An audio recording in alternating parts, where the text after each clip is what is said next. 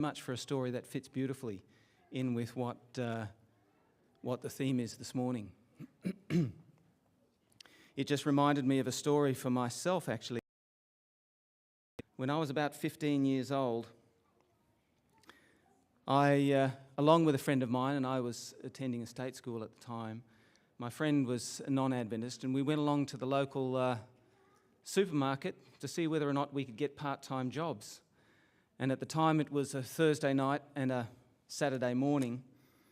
And growing up as an Adventist, while I wasn't a model Christian, I certainly believed in the Sabbath. And so I said to my friend Clive, I said, look, I'll do the Thursday night and you do the Saturday morning. So we went along to this, to the manager, the store manager, and we asked whether or not we could apply to be one of the, for various jobs there, packing and whatever. And she pulls out a notebook and she said, here, write your names there with your phone numbers. And I looked at the list and there was probably about 3 pages of people's names that had been written on there. And so we figured, gee, we're not going to get very far. But I thought, well, I better be honest with her also and drive a nail into this coffin. I better tell her that I can't do Saturday mornings anyway. And I said, look, I'm also a Seventh-day Adventist. I said, I can't do Saturday mornings. But I said, my friend Clive can do them for me. She looked at us with some intensity. She then said, come with me. So both Clive and I went down with her to the back. She signed us up immediately. And I got work on the Thursday night. And my friend Clive got work both on the Thursday night and the Saturday morning. Because he wasn't a Christian. And that has actually just been something that has always flicked in my mind.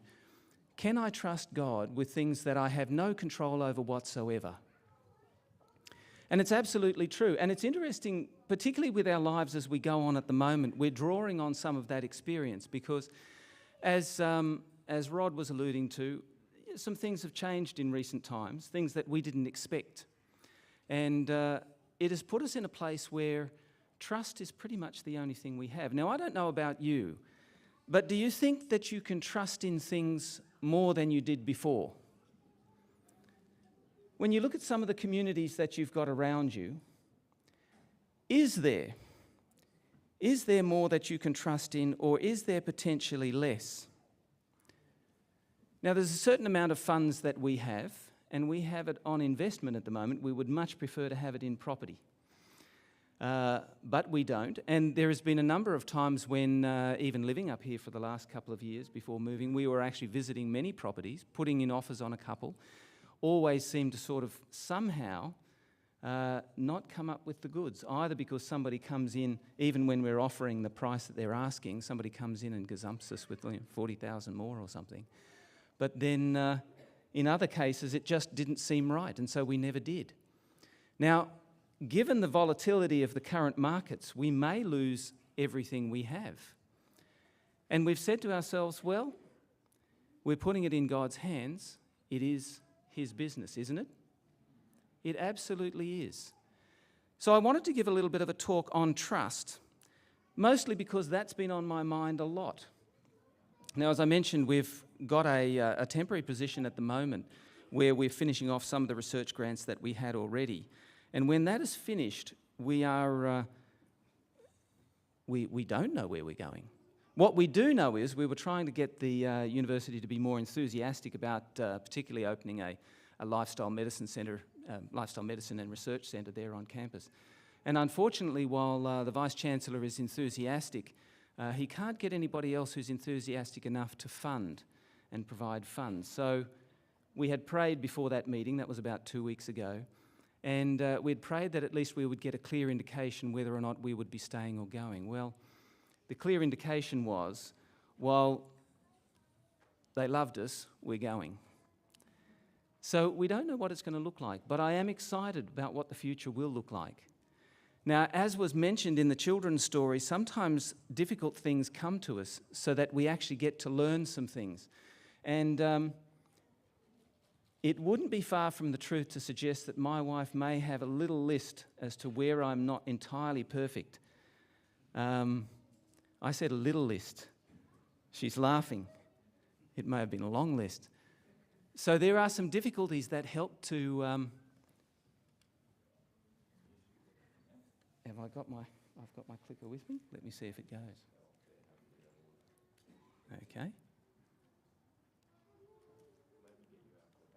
Okay. All right. We're almost there. Now, one of the things, as I said, you put a little bit of trust in the finances that you have available, some of the resources that you have with you. Let me read you a proverb, and I was actually reading this morning, just more as a spiritual time than necessarily preparation for this morning. But this is the text. In Proverbs 11:28 it says, "He that trusteth in his riches shall fall." It was a really important text for me to read that morning, because I sit there and I worry a little bit and I think, I should be investing this more wisely. There's funds that we need to be able to live off. Thank you. And potentially even that the Lord needs to be able to use in his service. Well, I figure now that God can use whatever he wants. And if somebody else needs the funds, maybe the government needs it more than I do. But I've been a little concerned over recent years that there has been less and less that I could trust in. So as Proverbs 11:28 says, "He that trusteth in his riches shall fall, but the righteous shall flourish as a branch." So really, where should my confidence be? Righteous just means right doing, doesn't it? Right doing. And the only way I can get there is by Christ actually working in my heart to be right doing. Let me just step through some of these. So when we talk about trust, it worked just a second ago, so...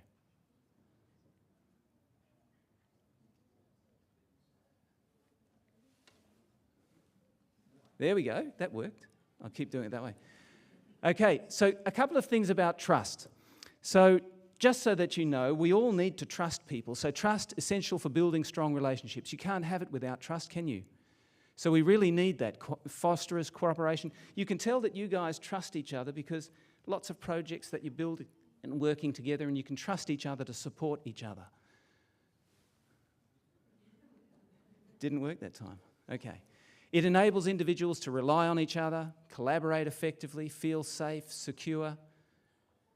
Maybe I'll just tell you to click for me when you can. I'll do this. So without trust, relationships, it's natural, and society as a whole would struggle to function effectively. Isn't that true? If you're in a place where you can't trust the people around you, you kind of feel isolated. And you feel as if somehow it doesn't work nearly as efficiently. And our society, I think, is tracking in that path. So what builds trust? Competence.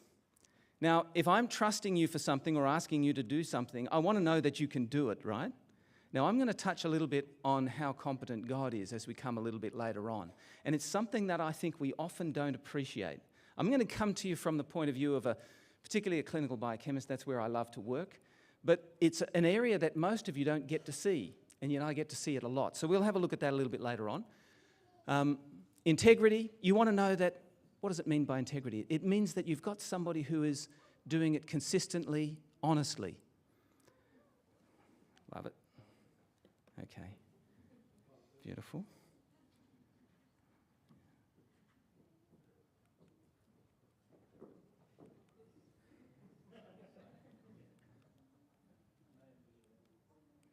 There we go. That one worked, I think. Now, benevolence is an important one. So you can have somebody who's competent, even who's trustworthy. But what if they're not always interested in you? They're competent, they always do what they say, but they're only interested in themselves or somebody else, but not you. Being benevolent, the belief that the trustee, the person you're trusting, genuinely cares about you. They're the people that you trust the most, aren't they? When you know that somebody genuinely cares about you, almost no matter what happens, you'll trust them. Now, I know that my wife knows that I care about her, and she also knows that I'm a competent driver. But sometimes I'm not always reliable to drive in quite the same way that she finds relaxing. And it's nice to have other men laughing, because that may happen to you as well. So I've got to work on that in order to continue to build trust.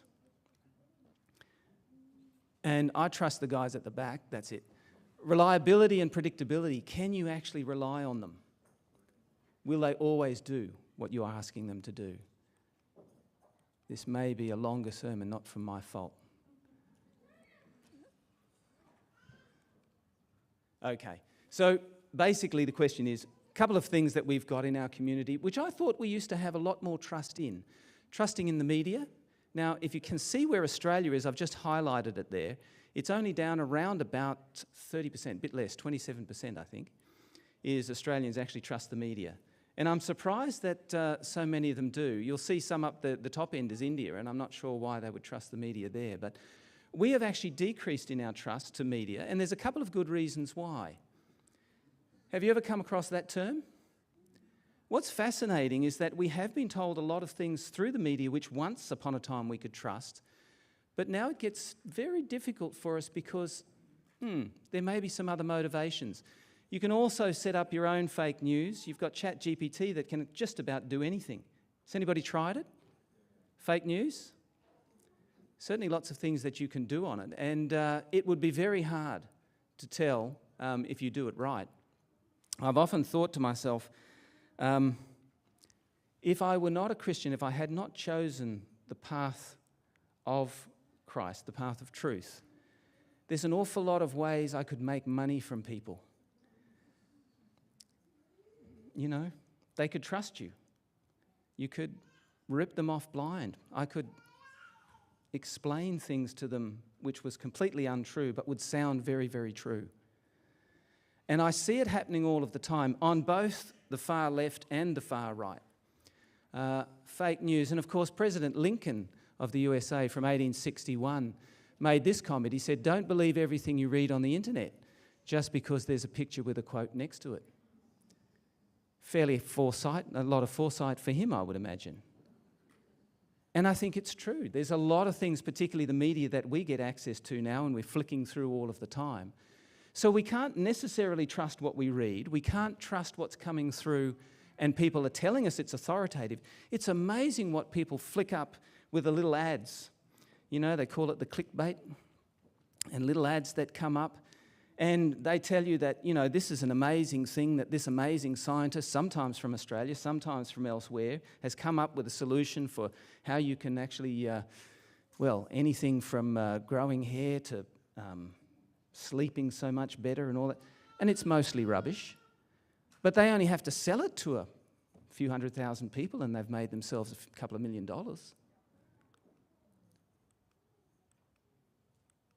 There we go. So there is a trust test, and I'm going to do this here. So we want it to be competent, full of integrity, benevolence, reliability, predictability, and transparency. I would suggest that the media now, I don't necessarily think they're entirely competent. I don't think that they're necessarily telling us the truth. I'm not convinced that we're always being told things for our own good, though that's what we're told. Reliability and predictability? No, I don't think so, and they're certainly not transparent. There's a lot of things happening behind the scenes that we're not aware of. And this is not the only thing. What about big business? Can you trust big business? They're all the ones, well, they're a lot of the ones that are actually paying for the advertising that you're reading and that you're essentially believing. Can you trust big business?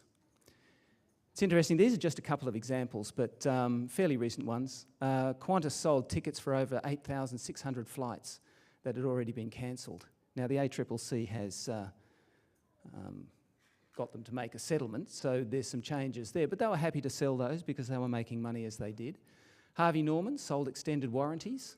That offered little to no additional protection. I've always been concerned about that, suspecting that, that's just an extra thing that you're getting from me, which I don't get much value from. Coles and Woolies even, allegedly, that's underlined because the ACCC has initiated the legal action, but they've allegedly raised prices before applying discounts. Now, would they do that? Surely not. Big business, Coles and Woolies is for us. So I think they're competent, they know what they're doing, and they're good at it, but I'm not sure that they're always telling us the truth, and they're certainly not doing it for our good, I believe, and obviously you wouldn't expect them to be transparent. So big business, possibly not something that we can trust in. Trust in big business, you'll see where Australia is, sitting down there again in the 20% mark. We're trusting big business less than what we used to. And we're a little bit below the average, but pretty close in terms of the rest of the world. And that's not surprising. Big business, particularly these days, and you could go off down a whole path. Has anybody heard of the name Max Weber? We would probably say Max Weber. He was a social scientist from the early 1900s, published a book in, I think, about 1905 called The Protestant Ethic and the Spirit of Capitalism. And the interesting thing with that, he was an agnostic himself, but he made the conclusion that those countries that were actually able to develop well were Protestant countries because they had the Protestant ethic. The ethic was honesty and hard work. And so we had a lot of more trust in business because a fair day's work for a fair day's pay. And we would expect the product to be what we expected, and if it wasn't, that we would expect that to be remunerated. But as we've shifted further and further off that platform of what we would call the Judeo-Christian ethic, in other words, the ethic based on the Bible, we become less and less able to trust the systems that we have in place within our community. So big business, certainly one of them. What about government? Now, you would hope that we could trust our big government, our federal government at the very least. Of course, Scott Morrison, he's no longer the Prime Minister, but it was interesting that he actually gave himself secretly the appointment of 5 ministerial portfolios. And that makes it a whole lot easier. It's a bit like going into a directors' meeting and appointing yourself, instead of just, a directors' group of maybe 10 directors, you instead say, well, look, we can get rid of 5 directors and I'll be the 5 plus myself. So you always have the casting vote, and then you've just got 5 directors. Well, appointing himself to all of those ministerial positions just meant he didn't have to deal with anybody else but himself to make decisions. Anyway, there's been some changes in order for that not to happen again. And more recently, it's a little bit hard to read there, but Albo has made some appointments which look very much like appointments for the boys, particularly people who were not necessarily good people for the program. Now, that's both sides of politics here, so I'm not playing politics. I'm just suggesting that politicians may not always do things for our good or for the good of the country. Would that be true? Probably shouldn't get you to answer that. In terms of competence, one of the things that I will say is, and I used to be, I was the, for our professional organisation once, I was the parliamentary liaison. And visiting various different politicians, what really surprised me was that they were actually a whole lot more competent than what I thought they would be. You've got some smart people in Canberra. So I wouldn't say that they lacked competence, but potentially integrity. And I think some of them do, and I think many of them, I would love to think, have more of it. But I think it can be difficult within that environment. Not always for your good. There can be some personal interest and diversified interest there, and certainly not always transparent. So again, trust in government has decreased. This is actually a worldwide look at some of the national shifts in government trust, and I can't even see that there. I think we're probably, 70% of us still trust government. Yeah, that was in 2020. Yeah, so that's interesting. So some of that is coming up, so that's interesting. So can you trust scientists? Now, I've been a professional scientist for about 40 years, and 30 of those years has been particularly in full-time research. When I was 12, I decided that I would be a scientist. That was my goal. Very excited about the fact that scientists not only did they get to discover stuff, which was very exciting on its own, but they also were the ones that people seemed to go to ask information. If you wanted to know about something, well, what did the scientist say? Or at least the scientist was always being asked about it. So surely you could trust scientists. Now, interestingly, in more recent years, and let me just go back a little bit. When I came in as particularly a young academic, and I worked in some of our biggest medical schools in Australia, and it was interesting looking at some of the old academics. They would prefer to sever their arm off than put down a false result. They would work very hard, and there was something about the culture, something about the integrity of that group that would just basically say, no, if it's not the right result, that's not it, we won't do it, etc. But there has been, in my observation, a shift in more recent times. We've again had a cultural shift, and I think while we can't sit here and dissect that too far, I think the further you get away from some of the tried and tested principles of the Judeo-Christian ethic, where truth is truth regardless of anything, then I think you will have other forces, influences, that are going to push them in different ways.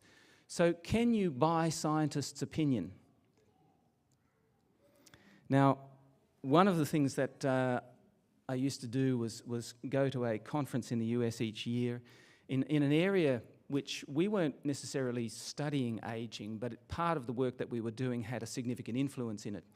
And I've had the chance in a couple of different occasions by people with very deep pockets, and we're talking billionaires, make offers to me.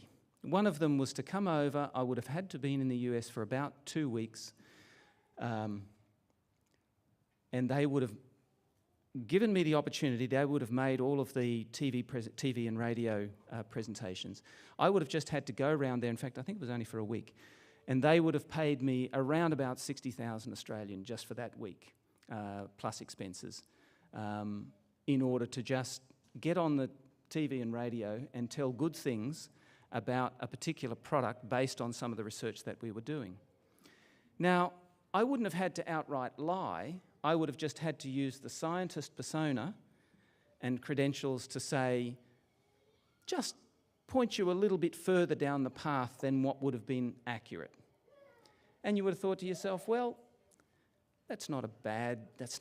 It's not entirely a lie. It's just a little emphasised a little bit too far. And I could pull out people here who I tell you that are doing that absolutely. But I couldn't do it, which is why I don't have that much money. But there are definitely people who are doing it. This was a scientist from the National Institutes of Aging, who was the former director of the Neuroscience Division. This is in the US, manipulated images in over 130 research papers. This is just a very few.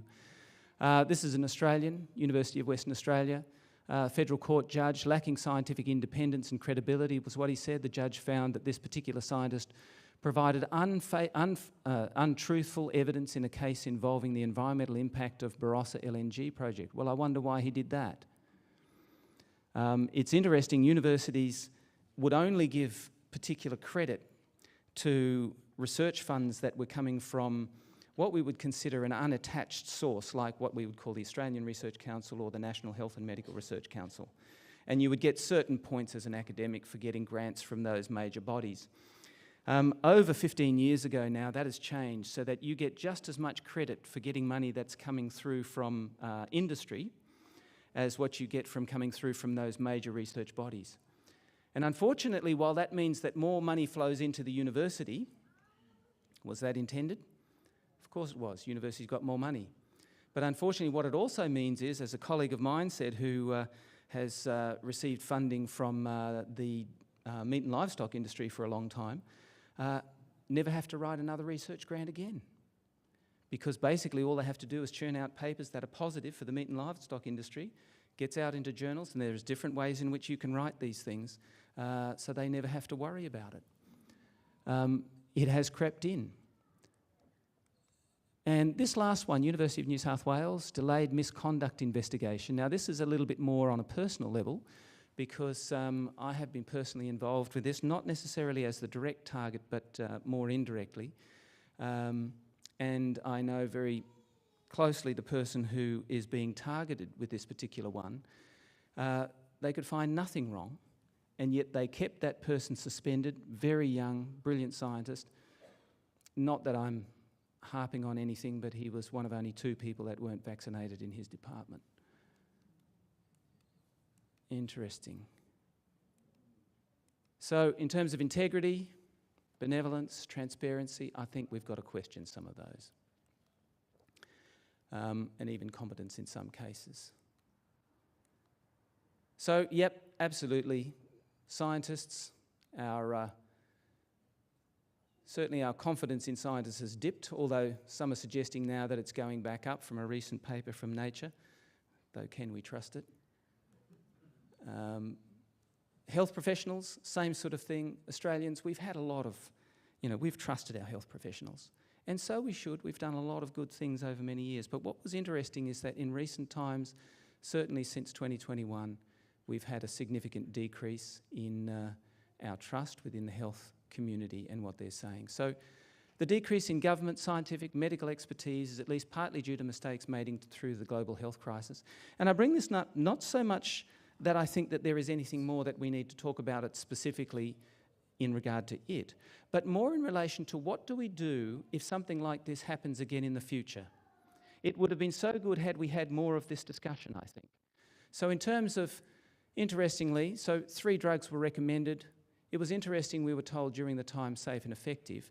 What's interesting that's come out now is formally withdrawn from the market the AstraZeneca vaccine because of its fatal blood clots. And that wasn't until April of 2024. Many people thought it would have come off a lot earlier than that, which it should have.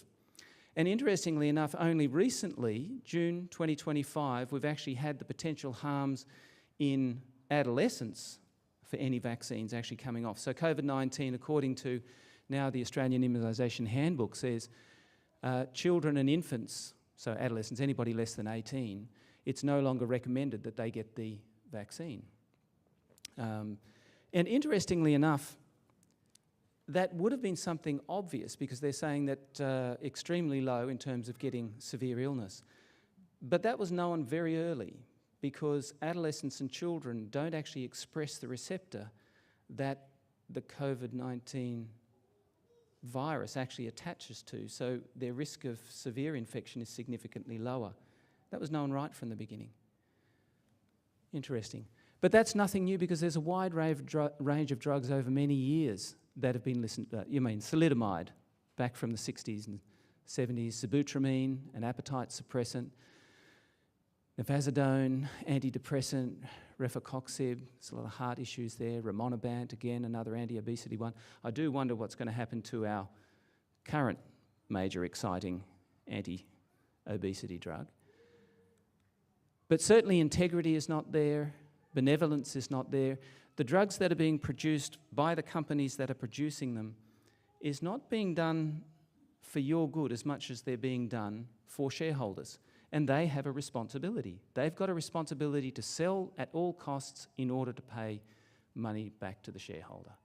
That's their fiduciary responsibility. And certainly no transparency. I would argue with competence somewhere in there. But what about our church officials? Now, I would argue in here that first of all, can we trust them? And I would say yes, we can.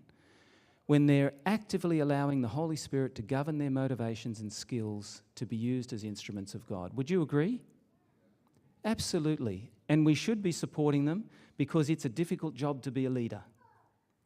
However, Ellen White gives a very interesting statement. She says, she strongly warned against the submission to human authority. Satan's chief work is at the headquarters of our faith. He spares no pains to corrupt men in the responsible positions and to persuade them to be unfaithful to their several trusts.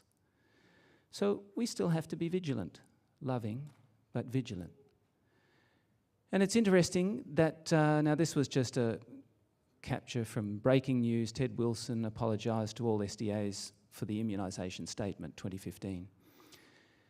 But what is sad about here is that there was a number of things apart from just that statement. Limiting open access, open discussion on some of the major issues at the GC, overreach and administrative censure following and not following biblical methods, and we've seen that happen around the world. Certainly with very productive church ministries internationally, but also individuals even within our own conference, which details we don't need to go into. One of the things that I've said to my wife on a number of occasions more recently is I'm glad I wasn't exposed to a lot of this when I was a lot younger. Only because I would have found it more difficult to differentiate between problems in the system and problems with the message.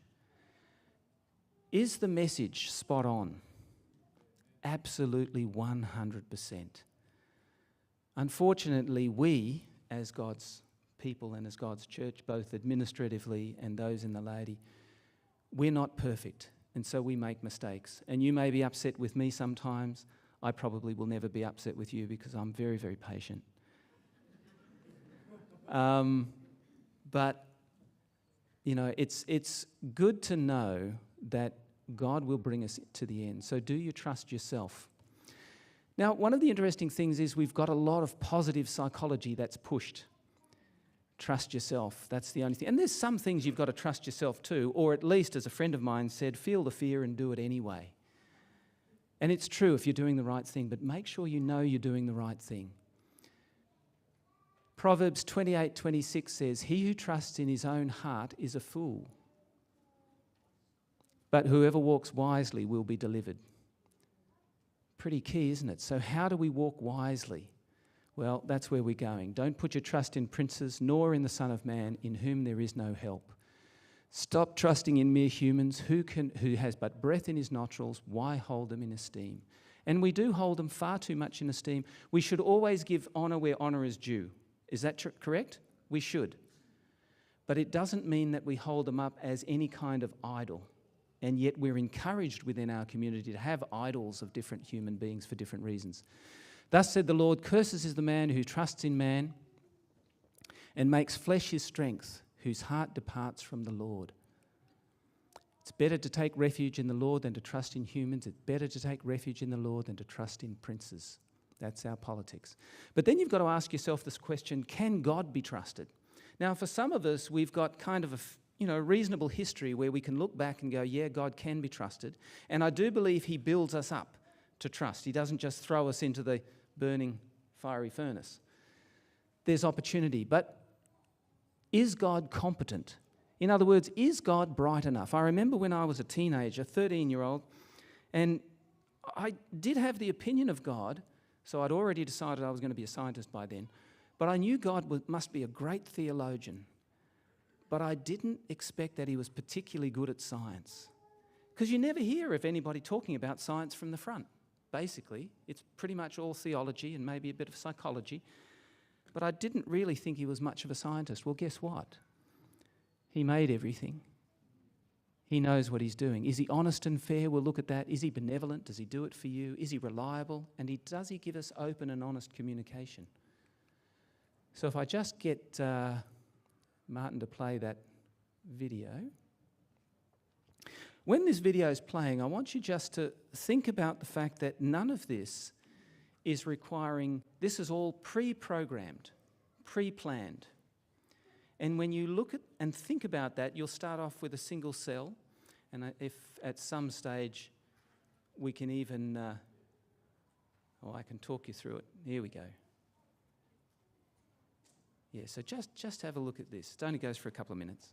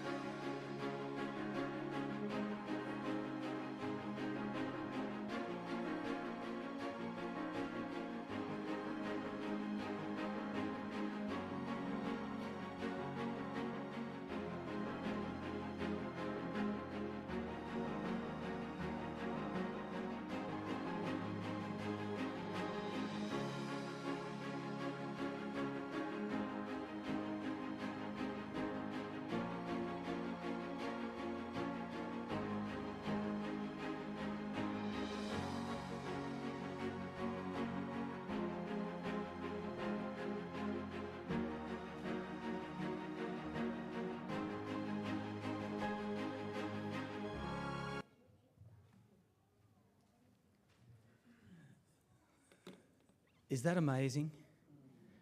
I sit here and I'm just thinking of because there's pre-programming in all of that. And it's chemical. You realise you're animated by chemistry, don't you? I wish I could walk you through that a little bit. But you are animated by chemistry. None of that was actually being fostered by anything other than just the chemistry knowing what it needed to do at each time. And chemistry just simply on its own doesn't do it.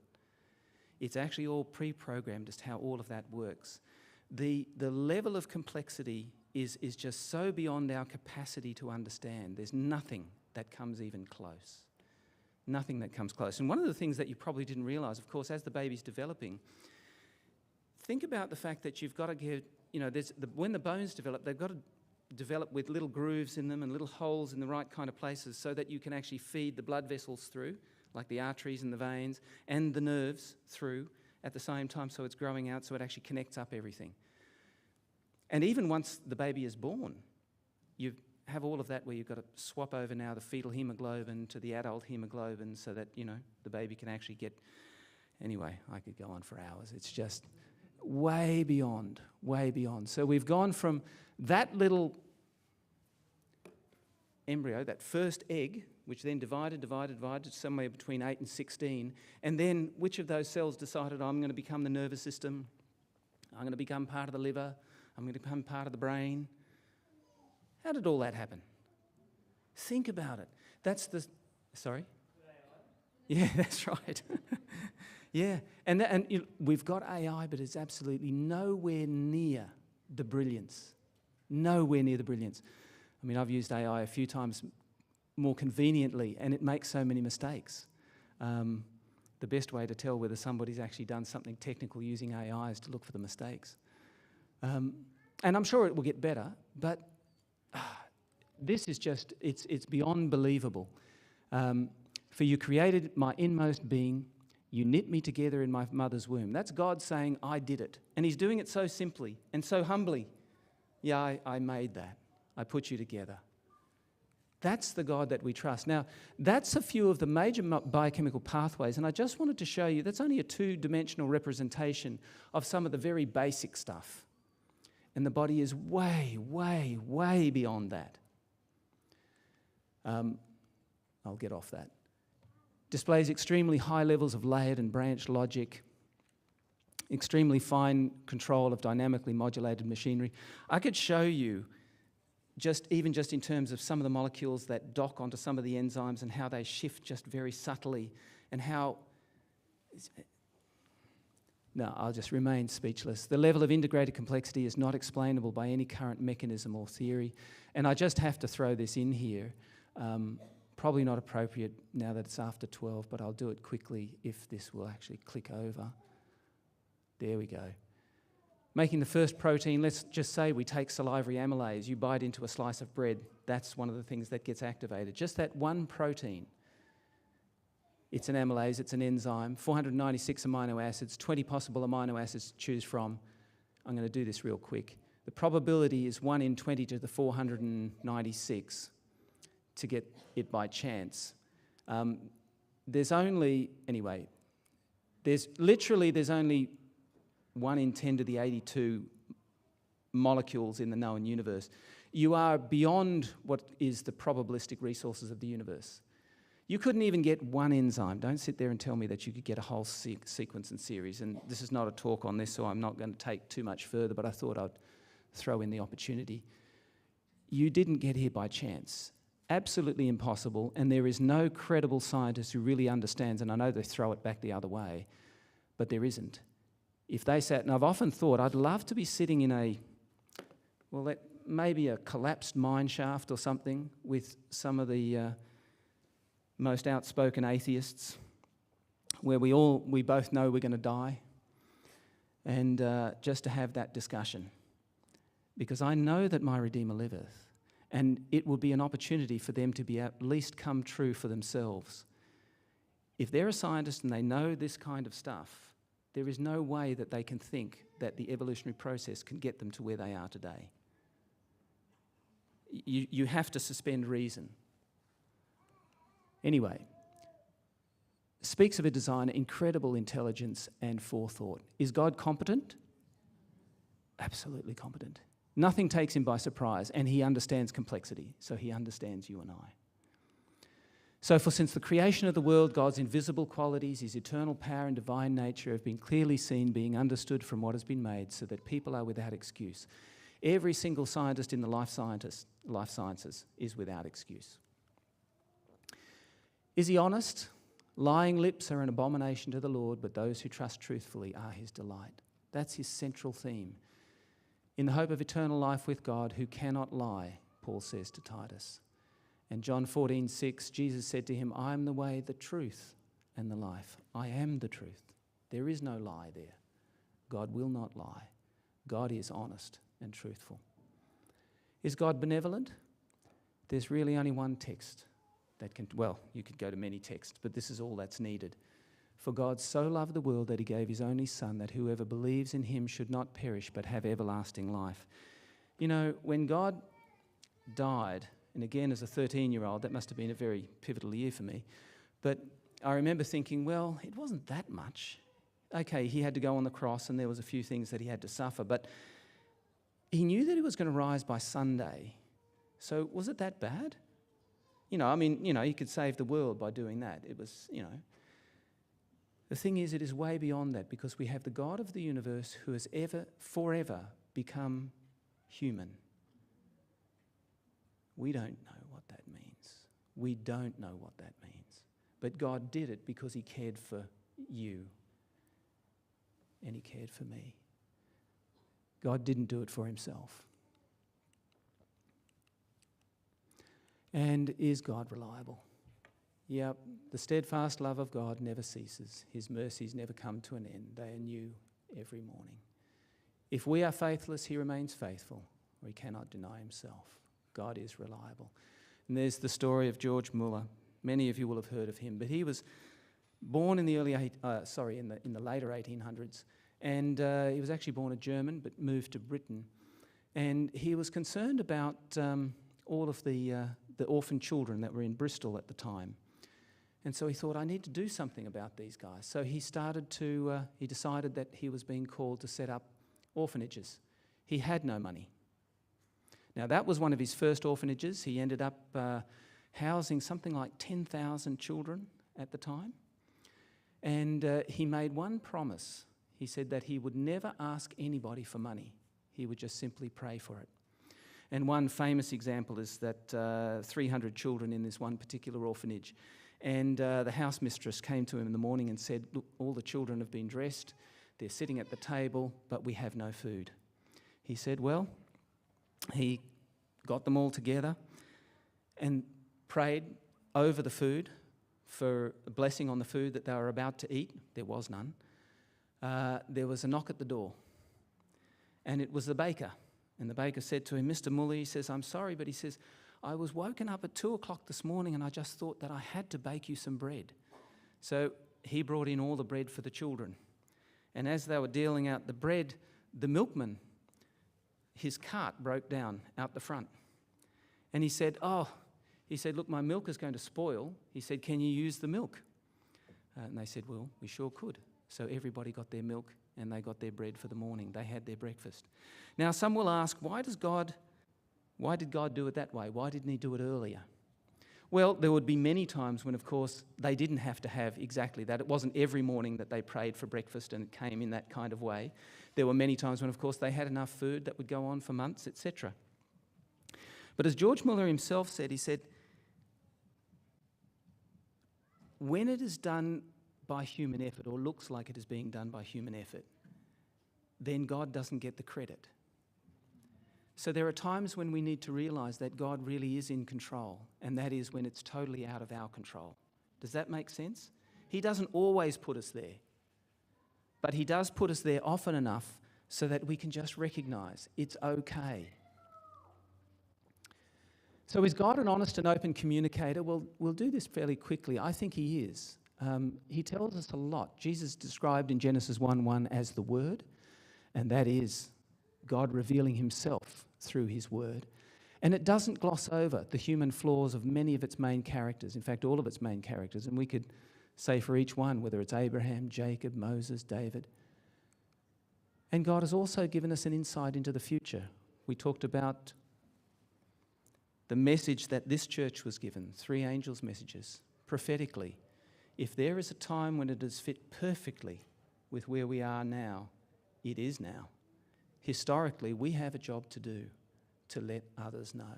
And God has communicated that to us for such a time as this. So God is open and honest. So I'll leave you this. When the darkness is deepest, the light of a godlike character will shine the brightest. When every other trust fails, then it will be seen who have an abiding trust in Jehovah. And while the enemies of truth are on every side, watching the Lord's servants for evil, God will watch over them for good. He will be to them as the shadow of a great rock in a weary land. Whoops. And Proverbs 3, 4 and 6, which is actually my favourite. Trust in the Lord with all your heart, and lean not on your own understanding. In all your ways acknowledge him, and he will direct your paths. Let's